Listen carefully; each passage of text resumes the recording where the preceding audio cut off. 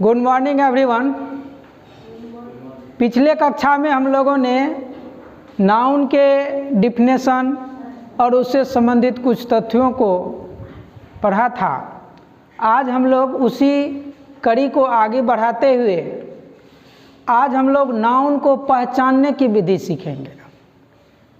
इससे पहले की बातें जो आप लोगों ने सीखी वो प्रत्येक पुस्तक में आप लोगों को प्रत्येक बुक में मिल जाएगी, लेकिन ये जो आज मैं बताने जा रहा हूँ ये बहुत ही समझने की बात है और ये सभी पुस्तक में स्पष्ट रूप से लिखी हुई नहीं है, जिसको मैं उदाहरण के साथ आप लोगों को बताऊंगा, जिससे आपको किसी भी पुस्तक में किसी भी टेक्स्ट बुक में नाउन कहीं भी रहेगा तो उसको पहचानने में सुविधा हो जाएगी।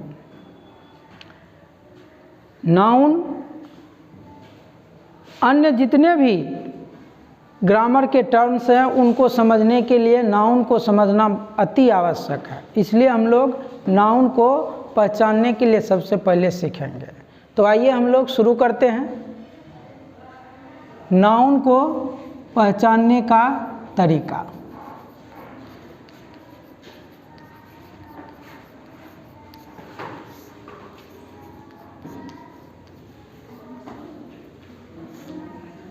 आज का यही हमारा टॉपिक है, तो इसके लिए आइए हम लोग देख लेते हैं। देखिए, पहला इसमें याद रखेंगे हम लोग कि जब किसी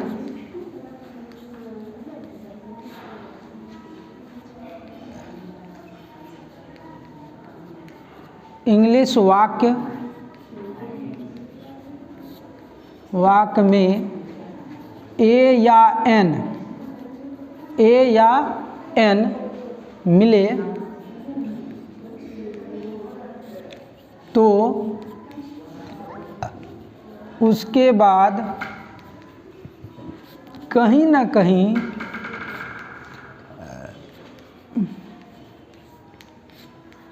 नाउन जरूर होगा, नाउन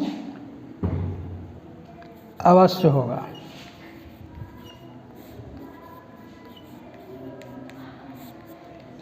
मैंने क्या बताया कि कोई अंग्रेजी का वाक्य आपके सामने आएगा और उसमें ए या एन मिल जाएगा। क्या मिल जाएगा? ए या एन। तो ए एन के बाद कहीं ना कहीं नाउन जरूर होगा। अब देखिए कि कहाँ पर नाउन होगा, इस चीज़ को भी समझना है।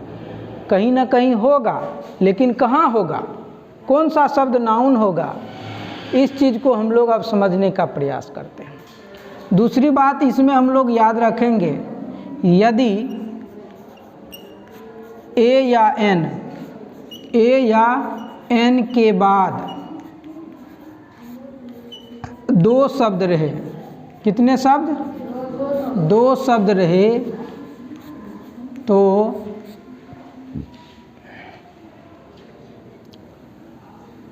ए एन के बाद जो है दूसरा शब्द जो होगा वह नाउन होगा। ए एन के बाद दो शब्द रहे तो क्या हो जाएगा? दूसरा शब्द जो है दूसरा शब्द नाउन होगा, नाउन होगा। कहिएगा सर ये बात हम समझे नहीं, ये बात हम समझे नहीं, समझ में नहीं आया, तो क्या उदाहरण चाहिए?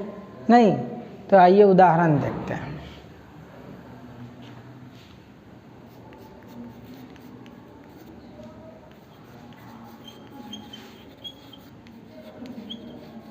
देखिए एग्जाम्पल में हम लोग देख लेते हैं। एक सेंटेंस है he is a good boy. यहाँ इस वाक्य में आप ए देख रहे हैं जी। हमने क्या कहा कि जब वाक्य में ए या एन मिल जाएगा तो उसके बाद कहीं ना कहीं नाउन होगा। नहीं, दूसरी बात हमने बताया कि यदि ए एन के बाद दो शब्द रहे तो दूसरा शब्द नाउन होगा। यहाँ ए एन के बाद कितना शब्द है जी? एक शब्द गुड है और दूसरा बॉय, दो ही शब्द है ना, तो कौन सा शब्द नाउन होगा? दूसरा शब्द हो जाएगा। नहीं, क्योंकि हमने यहाँ लिख दिया है कि दूसरा शब्द जो है वह नाउन होगा। तो ये दूसरा शब्द क्या है? बॉय है। तो बॉय क्या हो जाएगा? नाउन। क्या अब स्पष्ट समझ में आया? यदि वाक्य में an मिल जाएगा तो उसके बाद कहीं ना कहीं क्या हो जाएगा? नाउन होगा, नहीं होगा? तो नाउन होगा कौन सा? तो यदि 2 शब्द रहे तो दूसरा शब्द नाउन होगा, यदि 3 शब्द रहे तब क्या हो जाएगा? तीसरा शब्द, यदि उससे भी ज़्यादा रहे, ठीक है, तो अंतिम शब्द हम लोग याद रखेंगे। क्या याद रखेंगे? अंतिम शब्द। अंतिम शब्द जो है वह नाउन ही होगा, दूसरा कुछ भी नहीं होगा। लेकिन कब? जब वाक्य में an रहे तब, है ना। दी भी रहता है तब भी नाउन होता है, तो उसके लिए मैं अलग से बताऊंगा। अभी ये स्पष्ट नियम है, इसको आप लोग जानिए। दी वाले को मैं अगले क्लास में ज़रूर बताऊंगा, ठीक है। तो इसमें किसी को कोई दिक्कत है? मेरे ख्याल से दिक्कत नहीं होनी चाहिए। यदि किसी को दिक्कत हो तो आप लोग बोल सकते हैं, या जो ऑनलाइन देखते हैं वह कमेंट में लिख सकते हैं कि सर ये बात समझ में नहीं आया, इसको स्पष्ट किया जाए, ठीक है। चलिए हम लोग अब अगला नियम देखते हैं, नंबर 3। जब ए या एन के बाद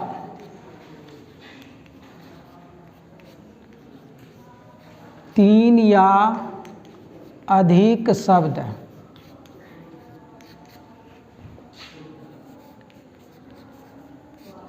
रहे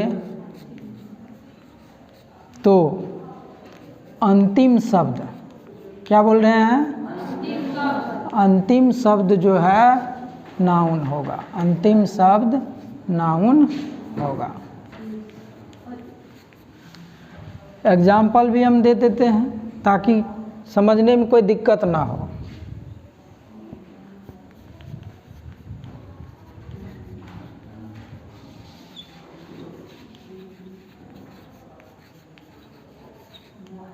चलिए देखिए, आपके सामने में एक एग्जाम्पल है। मैंने यहाँ बताया कि जब an के बाद 3 या 3 से अधिक शब्द रहे तो अंतिम शब्द नाउन होगा। यहाँ पर एक एग्जाम्पल है, he is a very good boy, है ना जी। Sorry, he is a very good boy. यहाँ ए के बाद देखिए कितने शब्द हैं? 3 शब्द है। तो नाउन कौन सा शब्द होगा? बॉय होगा। कोई दिक्कत हो रहा है? मेरे ख्याल से नहीं। जब 3 शब्द रहे या 3 से अधिक भी रहेगा तो हम लोग क्या करेंगे? अंतिम शब्द जो होगा उसको नाउन चुन लेंगे, ठीक है। कोई दिक्कत? इतना बात को याद रखना है, नाउन को पहचानने में कोई दिक्कत नहीं होगी। अब आप लोग क्या कीजिएगा कि टेक्स्ट बुक कोई भी उठाइए और उसमें वाक्य को पढ़िए, और जहाँ भी an मिल जाए तो उसके बाद आप लोग नाउन को फाइंड आउट करने का प्रयास कीजिए, नाउन को चुनने का प्रयास कीजिए। इससे आपका नाउन पर पकड़ मजबूत होगा, और जब नाउन आप लोग समझ जाएंगे तो अन्य व्याकरण के टर्म को समझने में भी सुविधा होगी, ठीक है। आइए एक मैं उदाहरण लिख रहा हूँ, ये आप लोगों के लिए है। आप लोग बताइएगा कि इसमें नाउन कौन सा है, ठीक है। Once there was a rich and powerful king.